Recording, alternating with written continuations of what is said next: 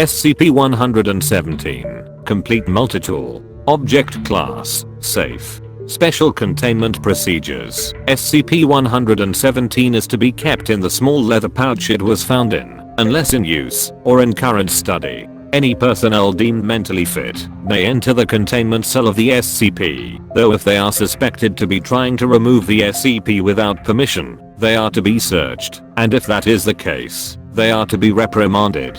The door to the containment cell should remain locked, and a guard posted, only when the object is in use. Description: the item appears to be a regular multitool, of unknown make and brand, found in Data Expunged, Florida. At first glance, only the normal tools are found: screwdriver, knife, can opener, etc. But if the user is faced with a task, regardless of what tool the subject intends to pull out and use, a tool perfectly fitted for the job will take its place, regardless of spatial quantities that are being broken by the tool. All other tools always seem to be present, though, after the task is completed and the tool closed, unless faced with a task requiring that tool again, the tool cannot be found on the tool again.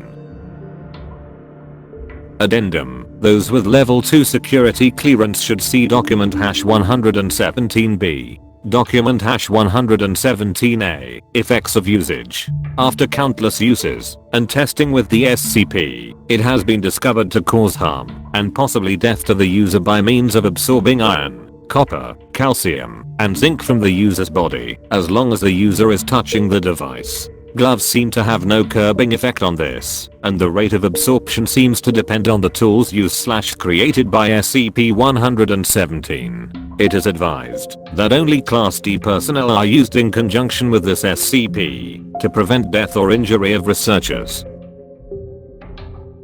Document #117B. Usage log of SCP-117. Redundant entries not entered unless they exhibit different results. Situation: tool produced by SCP. A loose screw on a metal plate, screwdriver, though not the standard screwdriver. A nail barely in piece of timber standard hammer. A piece of timber with proposed cut lines drawn.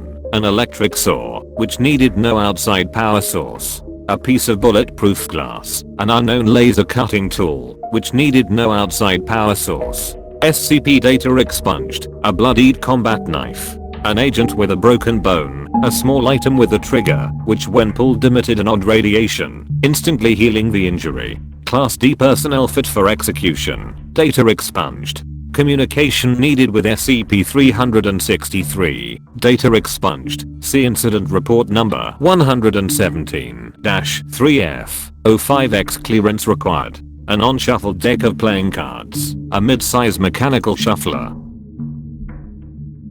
Class D personnel with terminal cancer. Item similar to 6th test. A perfectly healthy Caucasian human male with no criminal record. Data expunged. A perfectly healthy Hispanic human male with no criminal record. Data expunged. A silver dinner fork in perfect condition. No tools could be found on the SCP.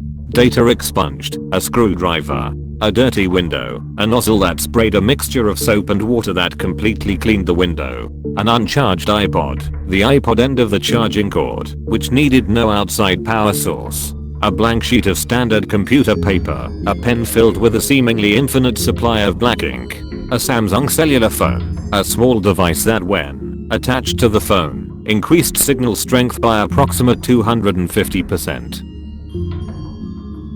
Document #117G. Developments concerning SCP-117.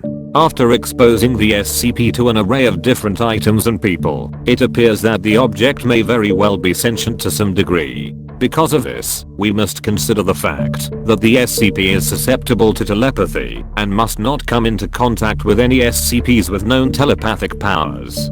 Dr. Kleeman. The above was a transcript of the personal notes of Dr. Kleeman, who seems to have taken a harmless interest in the object.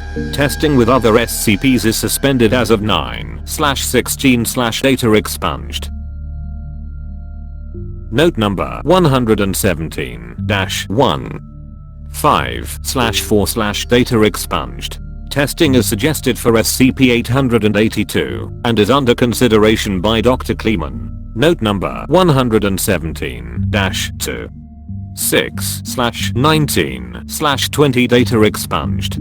Further biological testing is halted by Dr. Kleeman after incident number 117-4. The SCP is still fit to be used for any repairs around the facilities, as long as the SCP is followed by one or more armed guards briefed on proper use of the SCP. Note number 117-4.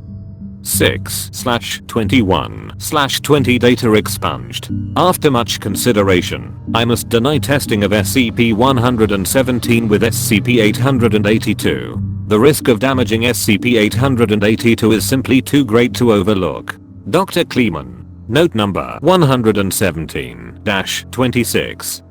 9/16/data expunged. After incident number 117-3F, I'm forced to put a stop to all testing of SCP-117 in conjunction with other SCPs. The risk of a total loss of containment is far too great. All biological testing is to be halted until a later date, as the results so far have proved varying, and there is a limit of Class D staff available for my research. Dr. Kleeman. Note number 117-27. 7/20/data expunged. Biological testing resumed by Dr. Kleeman, with mixed results.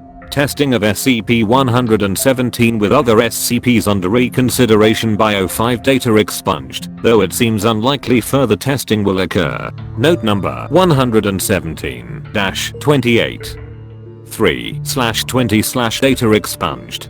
Testing is suggested for SCP-682.